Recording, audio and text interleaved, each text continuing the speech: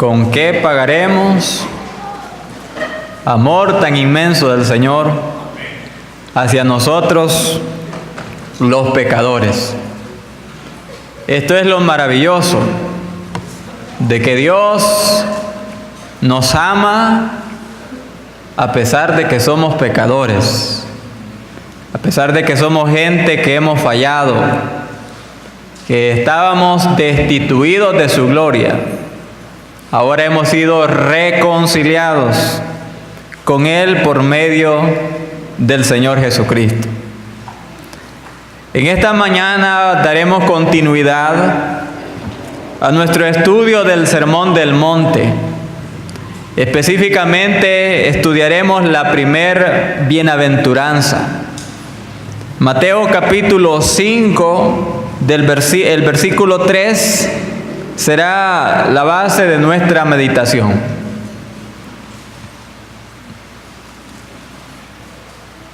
Evangelio de Mateo, capítulo número 5, el versículo 3 únicamente.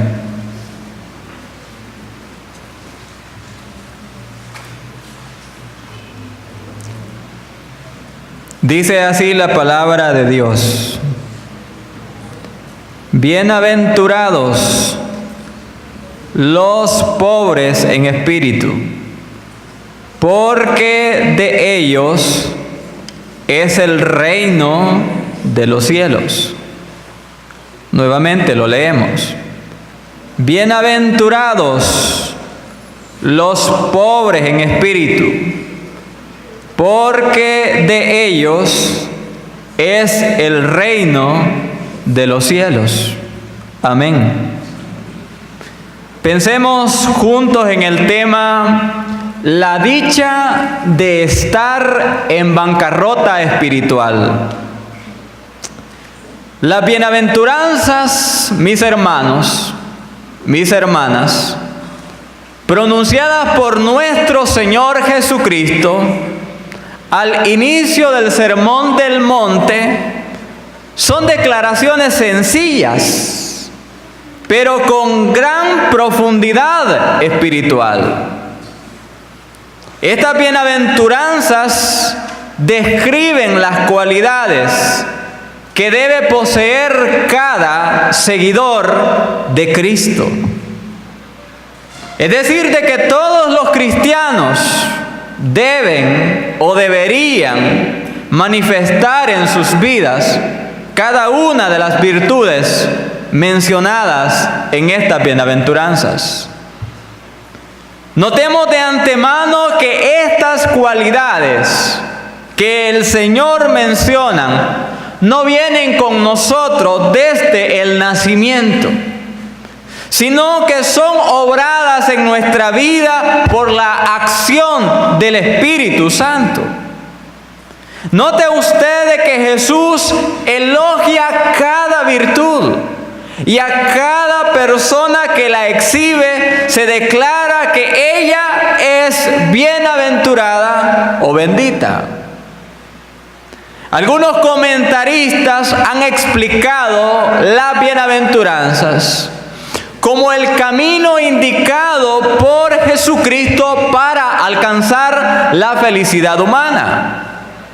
Es que Dios es nuestro creador y Él mejor que nadie sabe lo que necesitamos para alcanzar un estado de plenitud y realización.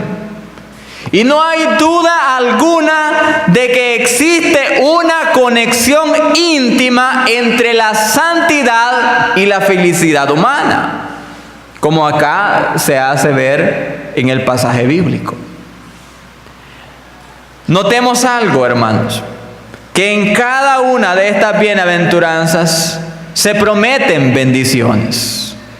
Pero nuestra pregunta y la reflexión nuestra debe ser la siguiente: ¿estas bendiciones son para el presente o son para el futuro? Respondamos que para ambos. Noten ustedes que solo la primer bienaventuranza y la última están en tiempo presente. Jesús dice en el versículo 3, bienaventurados los pobres en espíritu, porque de ellos es el reino de los cielos. Lo mismo dice la otra bienaventuranza, del 10, bienaventurados los que padecen persecución por causa de la justicia, porque de ellos es el reino de los cielos. Entonces el Señor promete bendición en el presente, pero esta bendición no se limita al presente, sino también esta bendición es para el futuro. Y hay, hermanos, bendiciones que disfrutaremos en esta vida y bendiciones que vendrán en la vida venidera gracias a que nosotros nos sometemos a lo que el Señor dice en estas bienaventuranzas. Vamos a dividir nuestro estudio en 3 partes.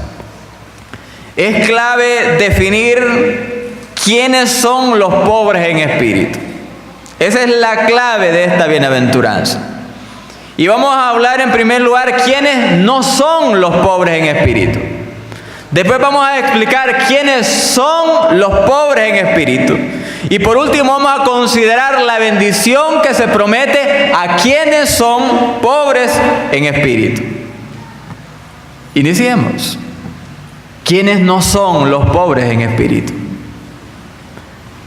Busquen el Evangelio de Lucas, capítulo 6, versículo 20, que es el pasaje paralelo al que estamos estudiando. Y notemos inmediatamente de que hay una diferencia que hace el evangelista Mateo y el evangelista Lucas en esta bienaventuranza. Mateo dice, bienaventurados los pobres en espíritu. ¿Qué dice Lucas 6:20? Dice lo siguiente: y alzando los ojos hacia sus discípulos decía, bienaventurados vosotros los pobres, porque vuestro es el reino de Dios. Lucas omite un detalle que en Mateo está presente. Lucas solamente dice bienaventurados los pobres. Mateo dice bienaventurados los pobres en espíritu. Entonces a nosotros debemos preguntarnos a qué se debe la diferencia, ya que algunas personas han argumentado que la versión correcta es la de Lucas, en tanto que la de Mateo es incorrecta. Pero obviamente nosotros sabemos de que la palabra de Dios no contiene errores ni contradicciones. Entonces algunas personas han creído de que Lucas, cuando menciona la bienaventuranza, habla de una condición social, es decir, la pobreza material. Y que Mateo lo que hizo fue espiritualizar la bienaventuranza original para decir de que es bienaventurado el pobre, pero no material, sino espiritualmente hablando. Hagamos algunas consideraciones, hermanos.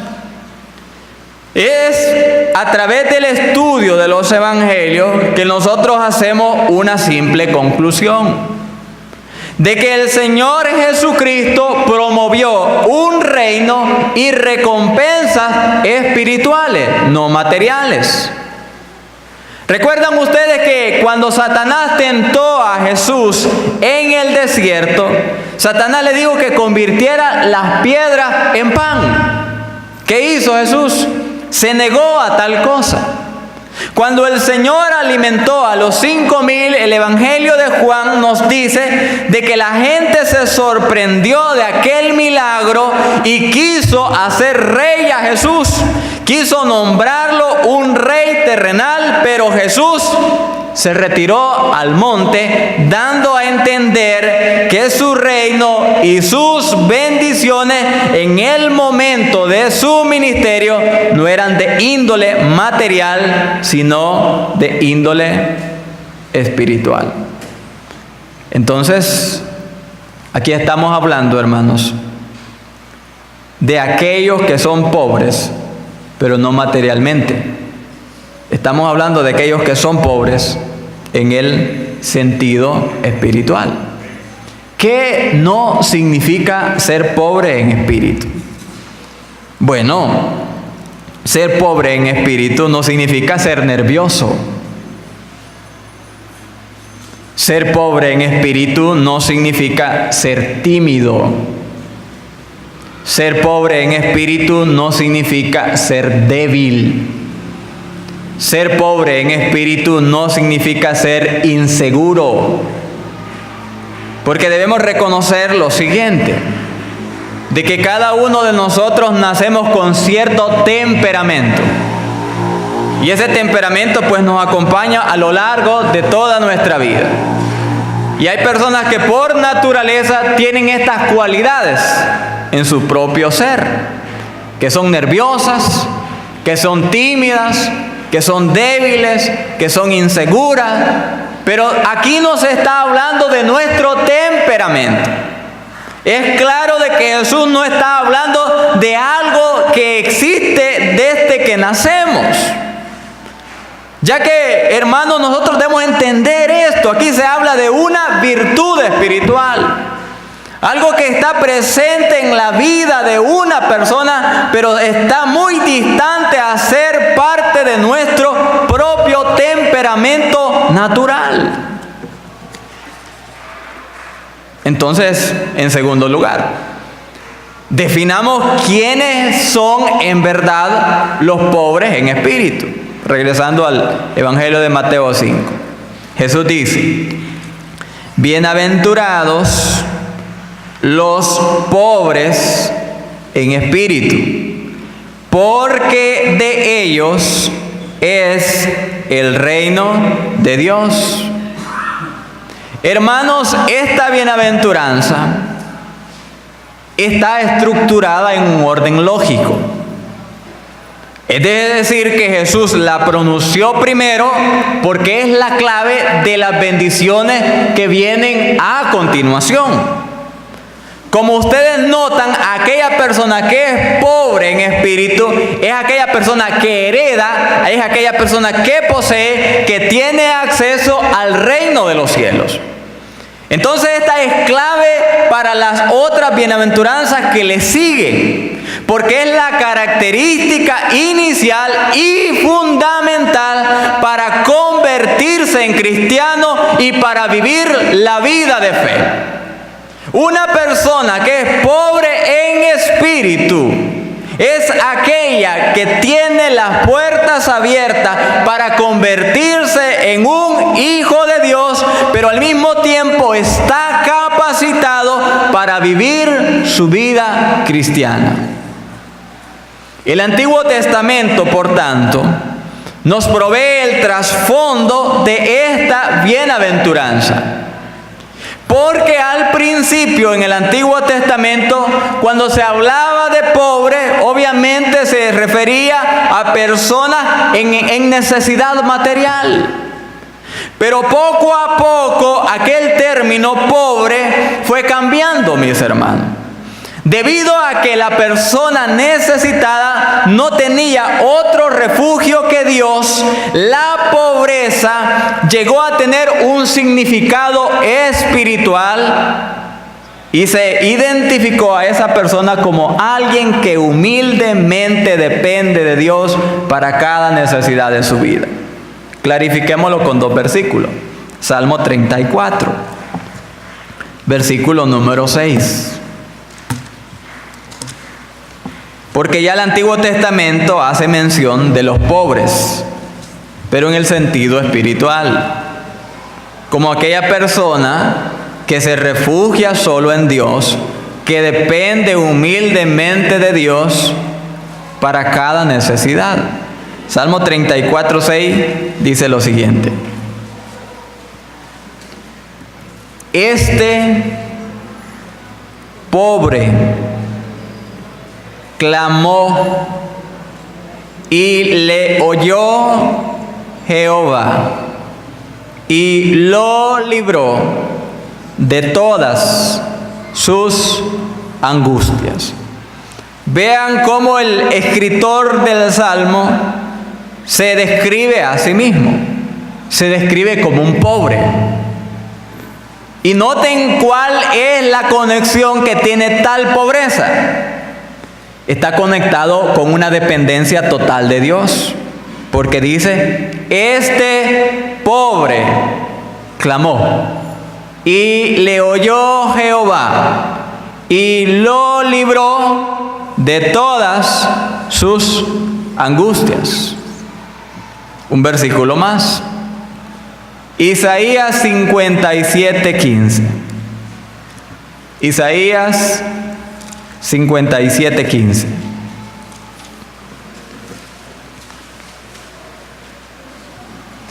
Dice lo siguiente: porque así dijo el alto y sublime, el que habita la eternidad y cuyo nombre es el Santo. Yo habito en la altura y la santidad, y con el quebrantado y humilde de espíritu, para hacer vivir el espíritu de los humildes y para vivificar el corazón de los quebrantados. Entonces, en la mentalidad del profeta Isaías y de la sociedad en sus días, el pobre de espíritu era aquella persona que entendía que su vida entera estaba en las manos de Dios y que dependía totalmente de su Creador para el diario vivir. Y es aquí donde nosotros debemos considerar, hermanos, de que esta bienaventuranza no es aprobada por el mundo, más bien es rechazada por el mundo. En el mundo le gusta la persona agresiva, la persona segura, la persona que avanza, la persona que no se detiene, la persona que no depende de nadie. Eso busca el mundo. Eso se espera allá afuera. Eso se exige en los trabajos. Eso se exige en los estudios. Pero acá los valores del reino de Dios son diferentes. Son distintos. Y acá Dios nos hace entender de que Dios se acerca, Dios está atento, Dios vela por la vida de aquel hombre, por la vida de aquella mujer, que reconoce en su vida su necesidad tan grande de Dios, que no puede salir adelante si no es por su gracia y por su misericordia. Ahora, hermanos, en la Escritura abundan ilustraciones de personas que mostraron ser pobres en espíritu. Mencionaré algunas. Hablemos de Gedeón, por ejemplo. En los días de Gedeón, el pueblo israelita estaba esclavizado a los pueblos enemigos. Debido a su rebelión, el pueblo de Israel había caído en la desgracia. Pero Dios se apareció a Gedeón un día a través de su ángel, el ángel de Jehová. Y el ángel de Jehová le comisionó para que libertara a Israel, y Gedeón respondió: ¿con qué salvaré yo a Israel? He aquí mi familia, dijo Gedeón, es pobre en Manasés, y yo soy el menor de la casa de mi padre. ¿Cómo me dices que yo voy a libertar a mi pueblo? Yo no tengo la capacidad, yo no tengo el liderazgo, la valentía para hacerlo. Alguien que se consideraba un pobre en espíritu. Pensemos de Moisés, aquel hombre que estudió en las universidades de Egipto, que fue criado como hijo de la hija del faraón, que durante 40 años recibió la mejor preparación allá en la sociedad egipcia, y que después por 40 años tuvo que huir al desierto de Madián, Y a los 80 años Dios se le aparece y le dice: quiero que vaya a libertar a mi pueblo. Ustedes entienden, hermano, de que Moisés se sintió indigno de la misión que Dios le encomendó. Y estuvo siempre consciente de su incapacidad e insuficiencia personal, pobre en espíritu. ¿Y qué me dicen del profeta Isaías? Cuando Dios lo llama al ministerio y tiene la visión del Dios en su trono alto y sublime. Isaías dijo: ¡ay de mí, que soy muerto, porque mis ojos han visto al Rey Jehová de los ejércitos! Muertos, pobres, personas que son pobres en espíritu. ¿Y qué me dicen de Pedro? Que por naturaleza, por temperamento, él era agresivo. Era una persona decidida, una persona segura.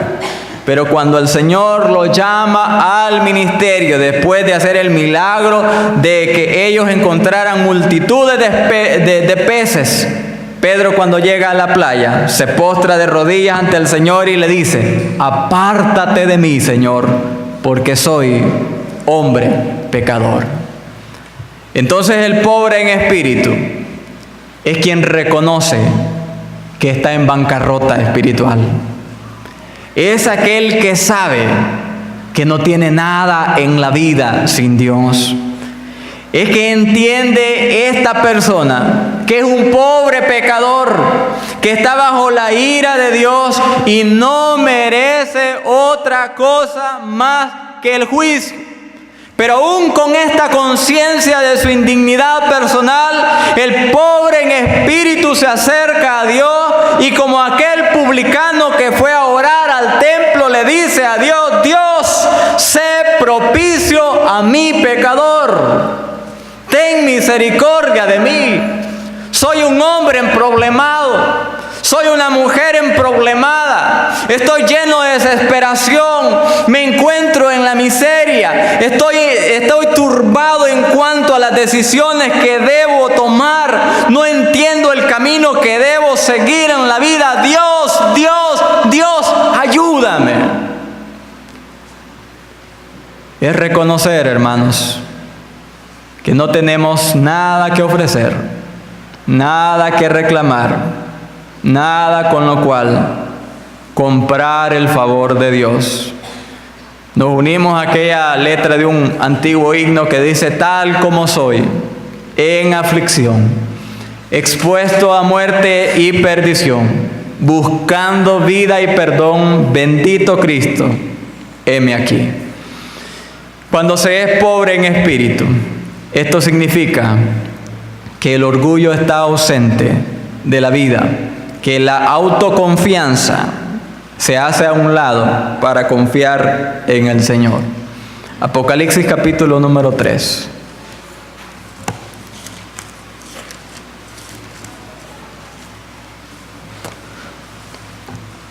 Versículo número 17. Había una congregación compuesta por personas de la clase social alta, quizá, materialmente rica. La congregación en Laodicea. Ellos tenían una percepción de sí mismos arrogante, llena de orgullo y autoconfianza. Pero el Señor, que escudriña los corazones, les revela lo que en verdad ellos son. Dice el versículo: porque tú dices: yo soy rico y me he enriquecido, y de ninguna cosa tengo necesidad, y no sabes que tú eres un desventurado, miserable, pobre, ciego y desnudo. Ellos son lo opuesto a lo que estamos tratando. Y esta actitud describe a algunas personas en el día de hoy. ¿Y qué voy a andar necesitando de Dios? si tengo dinero? Dios, religión, ¿y eso para qué? Si con el sudor de mi frente me gano la vida y a través de mi preparación salgo adelante, cualquier sea el problema. Yo, buscar a Dios, dice la gente arrogante, hacerme religioso, jamás. Soy de las personas que se han quitado de la mente esa idea de Dios, porque no hay problema que yo no pueda enfrentar. No hay crisis que venga a mi vida de la cual yo no pueda salir adelante. Dice, ¿cómo ustedes piensan que yo voy a pensar en eso que ustedes llaman que es Dios? Aquí están. Que creen tenerlo todo, que creen saber todas las respuestas, que creen no necesitar de nada ni de nadie, incluso de Dios. Pero Dios les dice, miren, ustedes están errados, ustedes están equivocados, son ciegos, no han entendido que están desnudos, no han entendido de que no merecen otra cosa más que mi juicio. Pero yo quiero darles mi misericordia. Porque el orgullo, hermano, priva a la gente de las bendiciones. ¿Cómo le ayuda a un orgulloso uno, pues? ¿Cómo? ¿Cómo lo saca de su error? No se puede. Las personas tienen que entender. Las personas tienen que comprender que en la vida es necesario humillarse delante de la presencia de Dios. Y que solamente con la ayuda de Dios la vida se puede llevar adelante. Solo con Él, si nos da su ayuda. Entonces, hermano, una persona pobre en espíritu está consciente que no es nada delante de la presencia de Dios y que no es nada sin la presencia de Dios en su vida. Por ello nosotros los creyentes elevamos a Dios nuestros ojos en total sumisión y le decimos, Señor, no puedo más con lo que estoy atravesando. Toma el control. Ayúdame a salir adelante. Un pobre en espíritu no confía en sus riquezas, no confía en su inteligencia, no confía en sus destrezas, sino que depende de Dios para cada situación, para cada día, para cada circunstancia.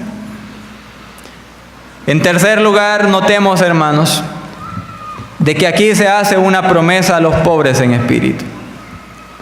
Y dice el escritor santo, bienaventurados los pobres en espíritu, porque de ellos es el reino de los cielos. Aquí está la promesa, que no puede compararse a oro ni plata. No puede compararse a ninguna posición o posesión. Que no puede compararse a ninguna cosa u oferta que en esta vida se nos pueda dar. Aquí Dios dice que aquellos que son pobres en espíritu, aquellos que han reconocido su necesidad espiritual, que se consideran en bancarrota ante los ojos de Dios, que para estas personas hay un reino preparado. Y este reino no es terreno, no es temporal, no es pasajero. Este reino está en los cielos. Es un reino eterno, es un reino de gloria, es un reino de paz, es un reino de justicia, es un reino donde la presencia real y gloriosa de Dios habita en toda plenitud. Este es el reino. Porque ahora la gente tiene su mirada puesta en esto que está aquí. Y solo miremos, hermanos, a nuestro alrededor lo que ocurre en nuestro mundo. Que de un momento para otro todo lo que uno tiene lo puede perder, hablando materialmente.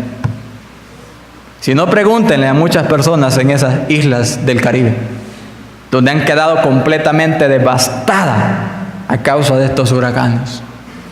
Por eso el corazón, la mente, los ojos del creyente deben ser puestos más allá de este tiempo presente.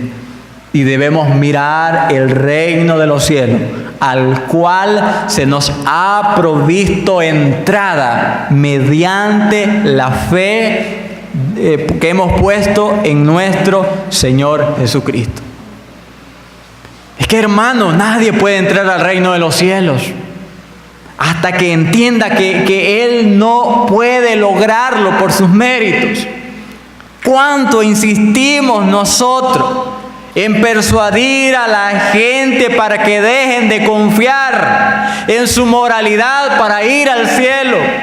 ¿Cuánto nosotros les persuadimos para que dejen de confiar en sus ritos, en sus tradiciones, en su religión para entrar al cielo? Y les insistimos con amor de que la única manera en la cual ellos pueden ver y entrar al reino de los cielos es a través de la sangre derramada de nuestro Salvador Jesucristo. Es que no se puede ganar, estimado, el reino de los cielos. No es algo que usted logra a través del mucho esfuerzo, a través de la penitencia o el sacrificio. El reino de los cielos es un regalo que Dios quiere otorgarle. El reino de los cielos es un regalo, es un don, es una dádiva de Dios para aquel hombre, para aquella mujer que es descrita en la bienaventuranza y es pobre en espíritu.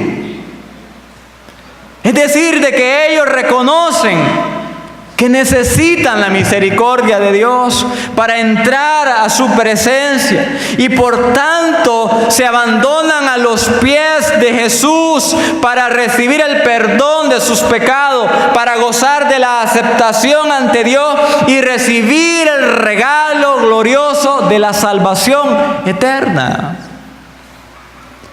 ¿Recuerdan ustedes, hermanos, que en los días de nuestro Señor Jesucristo no fueron los fariseos, no fueron los escribas, no fueron los religiosos los que entraron al reino de los cielos? Ellos en su mentalidad tenían suficientes méritos para tener acceso al reino de los cielos, pero ellos no entraron. Quienes entraron al reino de los cielos fueron los publicanos, fueron las prostitutas, fueron los borrachos, fueron los ladrones, porque esta gente sabía que no tenía nada que ofrecer, que no podía alcanzar nada, y todo lo único que podían hacer es clamar por misericordia, y Dios oyó su clamor. Ahora, la pregunta que hacemos para concluir es las siguientes. Oyente, ¿se considera usted una persona pobre en espíritu? ¿Qué piensa de usted cuando se ve en la presencia de Dios? ¿Siente como algunos dicen hoy que hay que reclamar a Dios tal cosa, aquello y aquello otro? O cuando nos acercamos a Dios entendemos, Señor, entiendo que soy tu hijo y que tú me has lavado con tu sangre, pero sé que sin ti yo no puedo seguir adelante. Sé que si tu misericordia no me acompaña hoy, no puedo mantenerme en pie. Tenemos esa conciencia, hermanos, y esa es la conciencia que debemos despertar en cada uno de nuestros corazones. El hecho de entender, el hecho de saber cuánto necesitamos al Señor. Dijo un hombre llamado Juan Calvino lo siguiente: solo quien se ha reducido a sí mismo a nada y descansa en la gracia de Dios es pobre en espíritu. A los tales y solo a los tales el reino de los cielos les es otorgado, porque la salvación es un don gratuito y es un don inmerecido. Si usted está en esta mañana acá, usted tiene que humillarse ante el Señor. Tiene que apartar a un lado todo su orgullo, toda su arrogancia y confiar solo en Dios para esa entrada al reino de los cielos. Entréguele su vida a Jesucristo. Vamos a orar. Padre bendito, te alabamos, te glorificamos, te agradecemos. Porque como dijo el profeta Isaías, tú eres el alto y sublime. Eres el que habita la eternidad. Eres el Dios de todo poder, el Dios de todo saber. Pero tú, Señor, has querido acercarte al quebrantado, al humilde de espíritu, a aquel hombre, a aquella mujer que ha comprendido que sin ti no se es nada y que sin la ayuda tuya, Dios, no se tiene absolutamente nada que ofrecer, que reclamar. Señor, tú nos conoces y queremos en esta mañana ser examinados por tu Espíritu. Queremos como creyentes ser vistos con tu ojo divino. Penetra hasta lo más íntimo de nuestro ser. Y Señor, ayúdanos a vernos a sí mismos como personas que necesitan depender de ti. Que no tenemos por qué quejarnos. Que no tenemos nada por qué reclamarte, Dios. Que tú eres soberano y tus planes se cumplen. Y que sin importar, Dios, lo que suceda, seguiremos confiando en ti. Seguiremos esperando en ti. Pero yo te ruego, Señor, si hay amistades entre nosotros esta mañana, quebranta sus corazones. Quebranta por tu Espíritu sus corazones, para que ellos comprendan que no se trata de lo bueno que uno es, no se trata de los méritos que se logran acumular en la vida. Se trata de gracia divina. Se trata de Dios, quien envió a su único Hijo al mundo a morir en la cruz por sus pecados, por nuestros pecados. Salva, Señor. Obra en este momento. Amado amigo, humíllese ante Dios. Reconozca que espiritualmente hablando, su pecado lo tiene separado de Dios.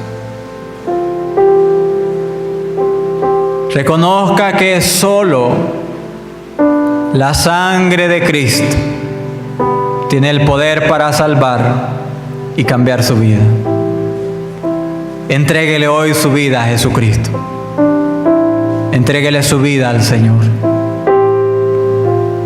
Si entre nosotros hay un alma que está en necesidad de Dios, levante en alto su mano o póngase en pie, como señal de que en este día usted decide confiar solo en Jesucristo para su salvación personal. Venga a los pies de Jesús. El Señor dijo: el que cree en mí, río de agua viva correrán en su interior. Esa agua de vida, esa agua de esperanza, solo Cristo puede saciar al corazón humano, y usted le necesita. Ahora en esta mañana la invitación tiene varias aplicaciones para la iglesia. Y hemos hablado acá de que un pobre en espíritu es aquel que depende de Dios, que alza sus ojos a Dios para poder vencer y salir adelante. Quizás alguien que está acá está luchando con alguna, está batallando con un pecado específico, y no puede salir adelante. Entregue su vida al Señor. Entregue su causa al Señor. Deje que Dios obre en su vida. Permita que el poder del Espíritu Santo le imparta la fuerza que usted necesita. Si usted quiere que en esta mañana oremos por usted, pase al altar. Quizás hay entre nosotros algún matrimonio que está viviendo una gran crisis, que está a punto de desintegrarse. Sea un pobre en espíritu y permita la intervención divina. Permita que Dios obre en su vida. Quebrántese ante el Señor y deje que Él le ministre, que Él le restaure.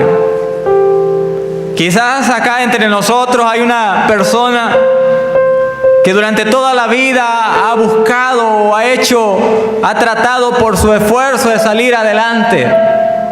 Y Dios en esta mañana le ha hablado a su corazón para que deje de confiar en sí mismo y aprenda a confiar totalmente en el Señor. Quizás alguien ha puesto su confianza en el dinero, en su posición de trabajo, en su posición social. Ponga su confianza solo en Dios. Un día estas cosas se pueden perder. ¿Y qué se hará? ¿Qué se hará? Necesitamos que Dios ministre en nuestra vida.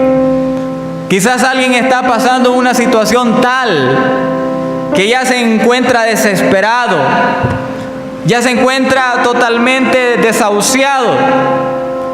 Es tiempo de ser un pobre en espíritu y abandonarse a las manos del Señor. Yo sé de que Dios está hablando a nuestros corazones, hermano. Y es tiempo de buscar la presencia de Dios.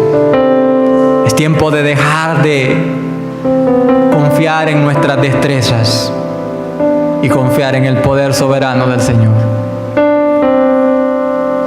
En esta mañana podemos hablar con Dios y contarle nuestras cargas y luchas y permitir que Dios obre en nuestras vidas, en la vida de nuestros hijos, en la vida de nuestro cónyuge quizás, en nuestra salud o en nuestra finanza, quizás en algún problema, alguna amenaza. Es tiempo de quitar todo de nuestro corazón que estorba la obra de Dios. Yo quiero invitarles a ponerse en pie. Y en esta mañana vamos a orar, vamos a terminar orando.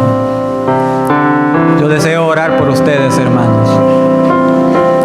Y oremos los unos por los otros, para que sea Dios quien nos fortalezca, para que sea Dios quien desarrolle en nosotros un corazón sensible, un corazón hambriento, necesitado del Señor. Señor,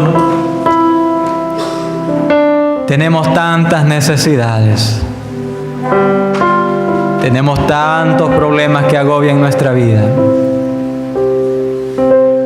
Tenemos, Señor, temores, conflictos, inseguridades, problemas de todo tipo, familiares, económicos, quizás matrimoniales. Y venimos ante ti esta mañana como iglesia para buscar ayuda, Señor. No podemos sin ti y no queremos seguir sin ti. Señor, perdónanos, porque a veces queremos resolver los problemas solos y llegamos a un punto en la vida donde tú nos tienes que decir: abandónate completamente en mis brazos de amor y confía en mí. Señor, yo quiero orar en esta mañana por esta congregación. Mira las necesidades, Señor, de todos los que estamos aquí.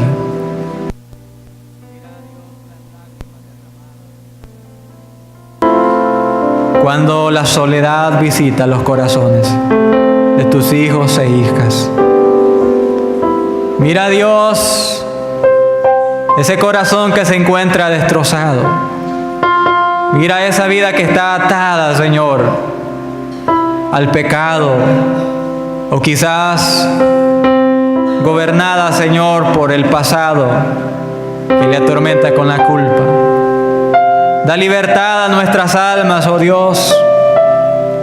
Danos aliento, danos fortaleza. Oro, Dios, para que en este día el Espíritu Santo hable a cada vida. Y retomemos fuerza, Señor, como el águila, y alcemos el vuelo por encima de las dificultades temporales y contemplemos tu gloria eterna. Porque en ese reino de los cielos un día vamos a estar y estas primeras cosas se habrán terminado. Y ya no habrá más muerte, ni dolor, ni clamor.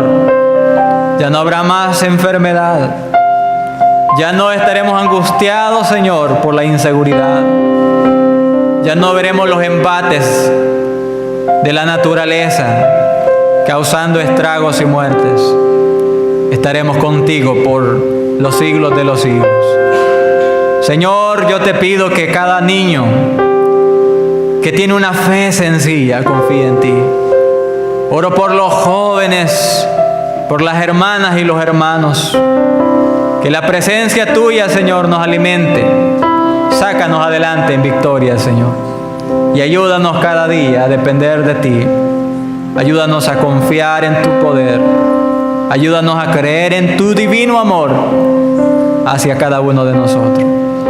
En este momento, Padre, oramos para que nuestro regreso a casa sea bajo tu santa bendición. Llena de paz cada vida, Señor. Anímanos, danos la victoria. En el nombre bendito y eterno de Jesucristo, Señor de nuestras vidas. Amén.